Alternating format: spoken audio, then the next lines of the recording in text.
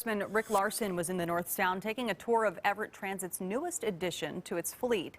Federal grants paid to add 2 more all-electric coaches for the agency, and that means 9 of the 42 buses on the roads produce no exhaust or pollution to the air. But Everett Transit may be at a crossroad after the pandemic forced cuts to routes and staff. Many of those cuts have since been restored, but as Q13's Steve Kiggins reports, taxpayers will have to decide how much more they're willing to fork over or say goodbye to an agency that has been around for a century.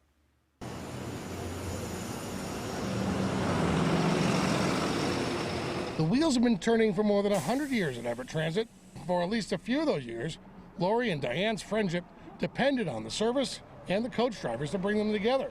We have a really good one named Scott. He's a really good driver. They either come every hour or every 30 minutes. This student also counts on the service, but says the buses are a bit roomier ever since the pandemic. Getting busier, but not as busy as it was. The economic shutdowns forced the agency to make cuts to staff, routes, and others. It just brought Sunday service back online. But future funding has hit a bump in the road, and current sales tax revenues won't allow the agency to grow with the expected rise in population.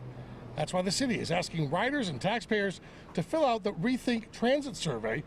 There's 3 choices. Keep the tax rate at 0.6%, but neglect the likely rise in ridership, or raise the tax to 0.9% to cover some improvements, or raise the tax to 1.2% to make even more improvements to riders' delays.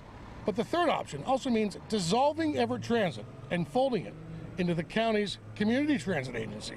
Even Everett Transit admits it's a hard ask, but taxpayers should guide their future. I have people tell me they've been riding, Everett Transit for 50+ years, and it's what they do, and they love it, and they love our drivers, and they love our staff. For an agency that's been in operation since before 1900, the buses have always supposed to serve the locals' needs, but improving service might mean saying goodbye. It's a costly choice. There's lots of people count on Everett Transit. So you can still fill out that survey until April 5th. Now, once all of that data is compiled, it'll go to either this or the next elected city council body here in Everett, who will decide which option, either 1, 2, or all 3 of those, will be sent for voters to decide. In Everett, Steve Kiggins, Q13 News.